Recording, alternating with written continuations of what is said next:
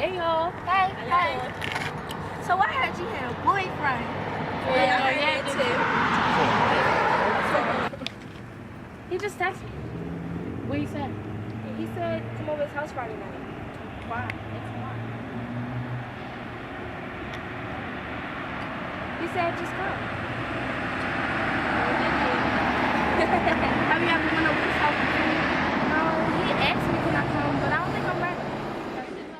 You know, I think that it's very, very important to give young ladies, young girls, a platform to stand up and, you know, be able to speak out.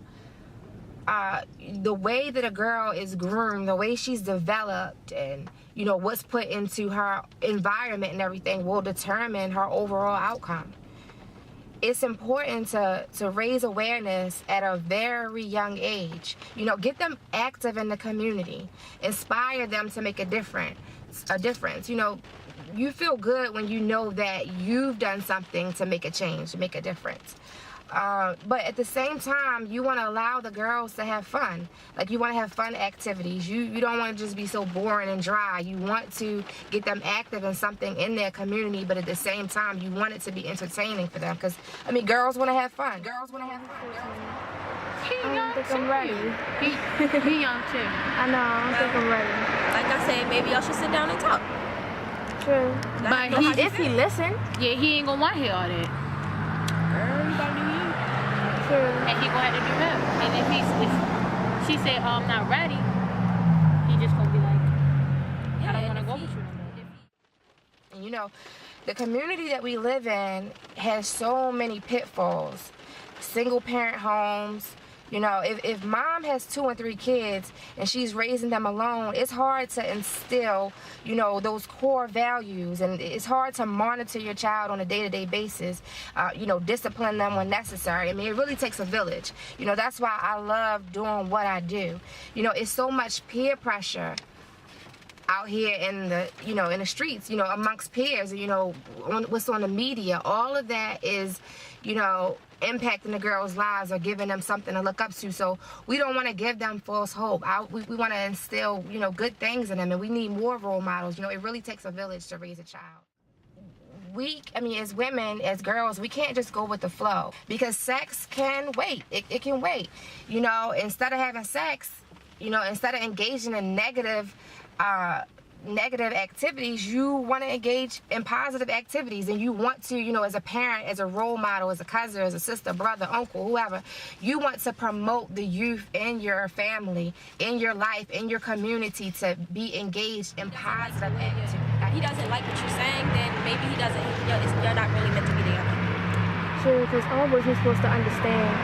Because I remember the thing in the girls' group, she used to tell us, don't do that without protection and all that. Don't do that at all till you at the right age, because it's like the disease going around. So I'll probably listen to her. But if you do go, make sure you have protection. He always got protection. I mean, if he really cared about you, he would understand where you're coming from. But you gotta think about, at the end of the day, it's her decision. It's not ours. True. But as a good friend, I'm just letting you know the right path to go down. It's me.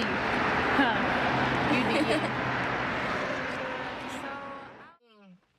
Because if you're going to have sex, you have to be mature enough to understand what comes along with it.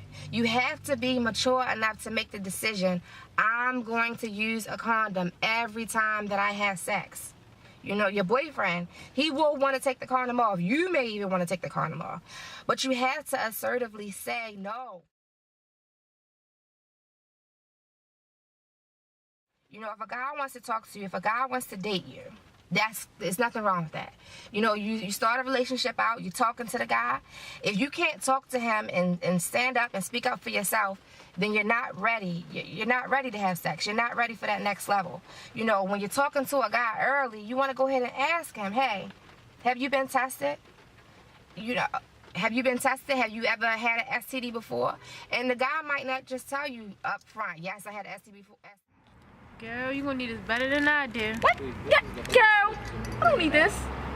I don't know. You never know. Sure. Women Accepting Responsibility is a community-based nonprofit organization. It was established in '96.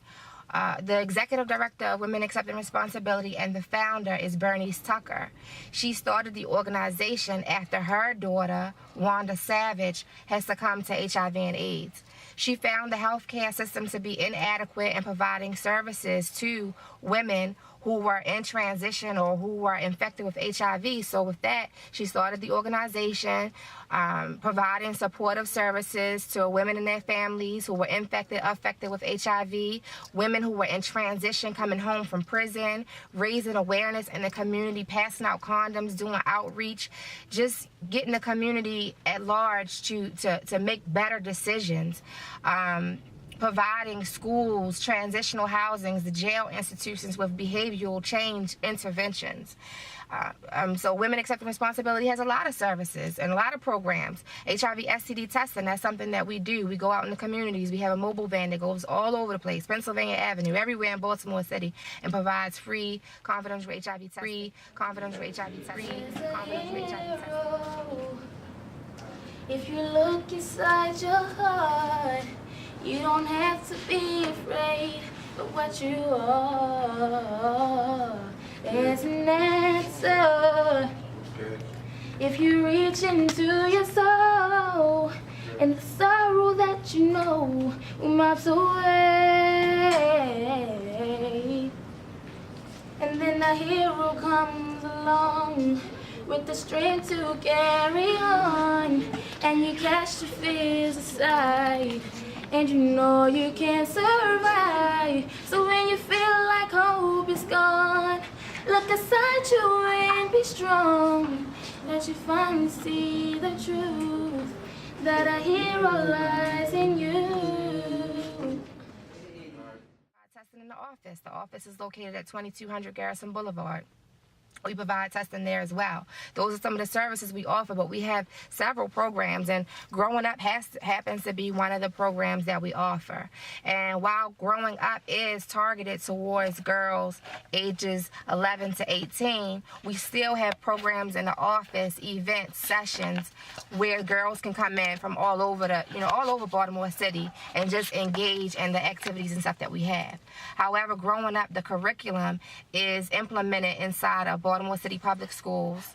I work with several schools. I am the program manager of Growing Up program, but right now it's just implemented in Windsor Hill Elementary Middle School and Dickey Hill Elementary Middle School.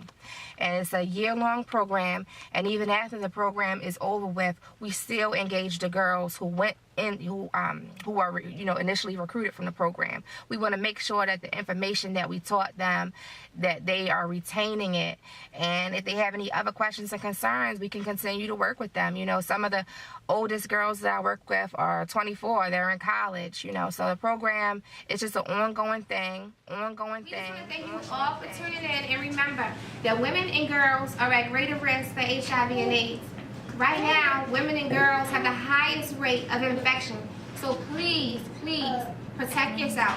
Get tested. Know your status. Share knowledge. Take action. From the Growing Up